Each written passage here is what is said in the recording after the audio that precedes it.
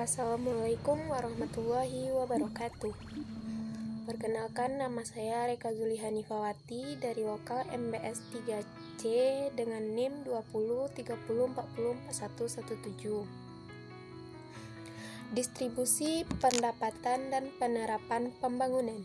Konsepnya yaitu distribusi pendapatan merupakan bagian dari pembangunan ekonomi dengan pemerataan distribusi pendapatan di suatu wilayah, maka tingkat kesenjangan antara si kaya dan si miskin pun tidak akan tinggi.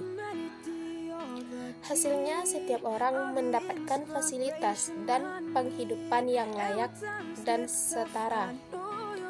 Sayangnya, pemerataan ini bukanlah perkara mudah. Distribusi pendapatan memiliki pengertian penyebaran pendapatan pada suatu wilayah geografis. Distribusi ini juga bisa memiliki makna penyaluran pendapatan melalui penyelesaian pekerjaan dalam pengadaan barang, jasa, dan bidang niaga.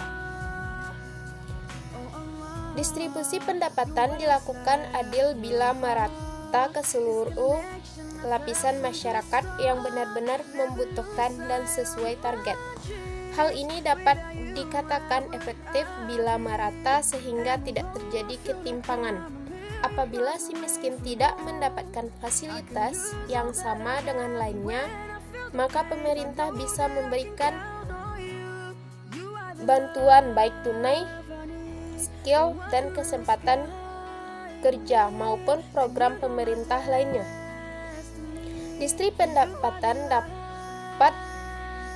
Distribusi pendapatan dalam Islam merupakan penyaluran harta yang ada baik dimiliki oleh pribadi atau umum kepada pihak yang berhak menerima,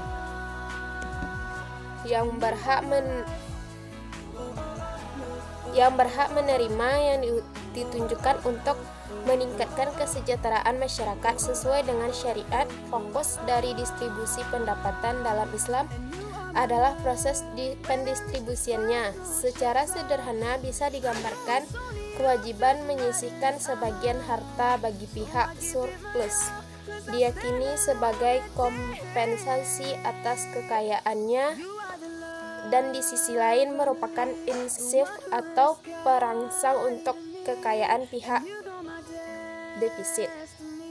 Ketidakpemerataan distribusi.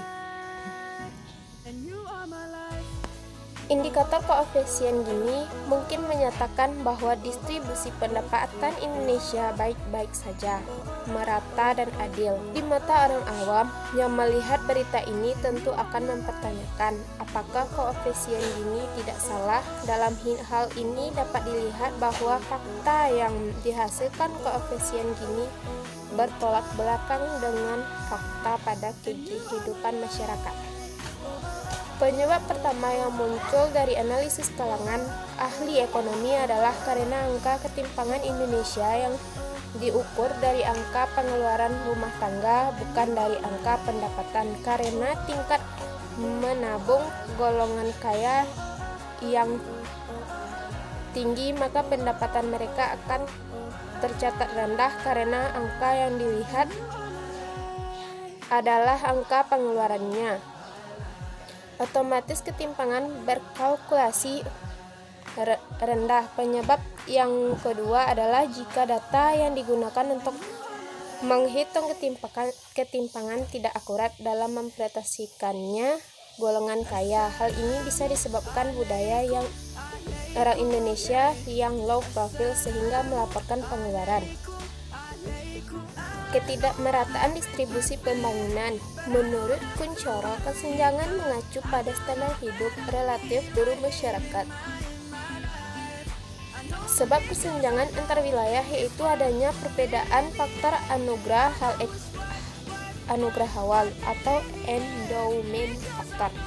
Perbedaan ini yang menyebabkan tingkat pembangunan di berbagai wilayah dan di daerah berbeda-beda, sehingga menimbulkan jurang kesejahteraan di berbagai wilayah tersebut. Ketimpangan antar wilayah merupakan aspek yang umum terjadi dalam kegiatan ekonomi suatu daerah. Ketimpangan ini terjadi disebabkan adanya perbedaan kandungan sumber daya alam dan perbedaan kondisi demografi. Adanya perbedaan ini menyebabkan kemampuan suatu daerah dalam mendorong proses pembangunan juga menjadi berbeda.